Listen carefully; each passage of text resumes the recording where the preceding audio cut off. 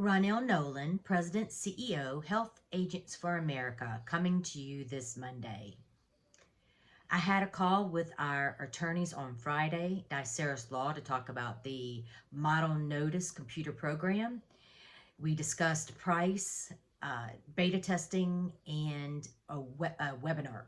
All that will be done before 12/27 when the law goes into effect. Some of our Commission Transparency Task Force will participate in the beta testing. So the computer program has been made. The lawyers needed to do a couple of tweaks to it before we could give it to our members for beta testing. There will be a discount for HAFA members. You will be given a unique discount code when you go on the Diceris Law Firm website to purchase your computer program for the year, and it will be cheaper if you are a HAFA member. So very important to pay attention, very important to be a HAFA member. Our hearts and prayers go out to the folks that were affected by the tornadoes in Kentucky. So please, if you were affected, if we can help in any way, please give me a call, let me know, send me an email. I also, on Friday, a lot of things happened on Friday. I received an email, a copy of a notice that was sent out by United Healthcare to a person's home. And one of the bullet points was the fact that they could get a zero premium plan for unemployment if they received unemployment in 2022. You should know that is not correct. That is a very confusing and false statement. There is legislation built into the Build Back Better Act that has passed the House that we're not even sure that it'll pass the Senate.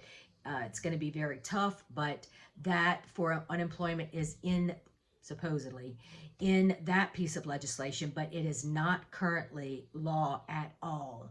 So if anyone receives that information or your clients receive that information, you need to clear the air and let them know that that is not correct.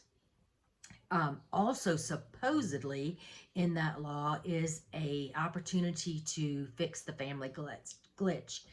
And I've talked about this recently, and maybe some of you don't remember us using that terminology, but we have been working on the family glitch since the inception of the ACA. And what the family glitch does is the ACA only attributes affordability to the employee premium.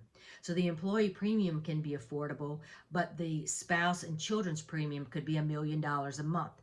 And they would have to buy through the plan, and they couldn't get a marketplace plan. They could get a private insurance and pay full premium, but they couldn't get assistance through the marketplace. So supposedly in this law, it would help fix the family glitch, which is something that we've been advocating for many, many, many years. Also wanted to remind you that we'll be in DC the last week in January. It will be here before you know it. Excited. Connecticut, Louisiana, and I think Alaska, maybe South Carolina will be coming with us. So the more the merrier. Please let me know if you're interested. I can let you know some affordable hotels. I found some that were right around $132 a night, which is not very bad.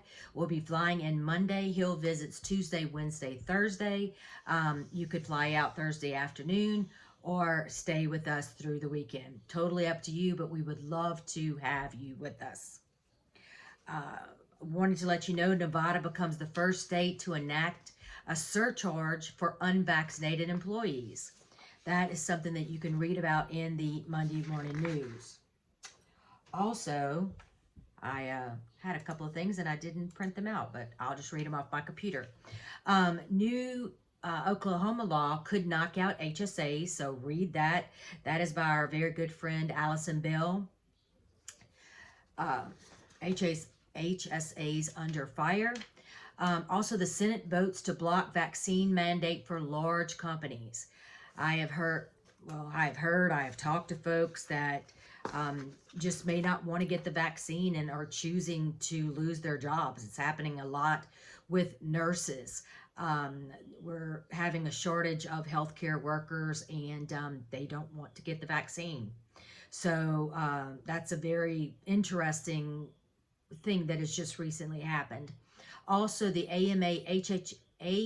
AHA is suing to block the surprise billing arbitration provision. So, balance billing was also included in the Consolidated Appropriations Act along with commission transparency. And there are associations that are suing and fighting against um, part of the surprise billing. And so many people always ask me, why can't you sue? I could, but we don't have the money and we don't have the members. And I keep asking every Monday, please tell a colleague. You know people, you work with people, you have people in your office. Yes, what do you want for Christmas, Ronell? And as kids, we always used to sing our two front teeth. Um, but all I want for Christmas is just for you guys to help me grow this association. I can't do it by myself. I need you. I need you to help me grow it. $18 a month. We should have $18 a month. There is no other association that fights as hard as I do, that's willing to go to bat, that is not scared to have everybody call and yell at me and scream at me about the things that I say because they're the truth. And I say the truth and I fight for you. But I can't just fight for you. I need to fight for you and your friends. I need more membership. I need more soldiers. I need more ninjas. I need more. Help me out. Help me out. Help us grow this association. I was very excited to get an email from someone in California that was on a group messaging with another association that heard about HAFA for the first time and definitely said that they were going to join because of what we are doing. We're fighting for the independent agent. We are fighting for the independent agent. We do not have carriers as our members. We do have carriers as our sponsors, and they do provide great information and they support us. Not all of them support us. But they, the ones that they do, that we have, do support us, but they're not our members. They do not vote. They do not vote to support or kill legislation. They do not participate on our boards. They, it's just not the way that HAFA is run.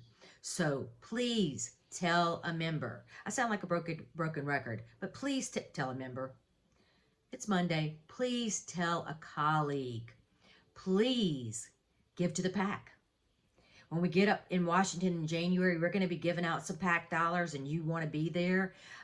Just giving out a little bit of PAC dollars, we're going to be able to get those folks away from their offices. Have coffee, have breakfast, have lunch, have dinner. We're going to be able to have some one-on-one conversations. We're going to be able to look for HAFA heroes. We're going to be able to seek out those that can fight for us.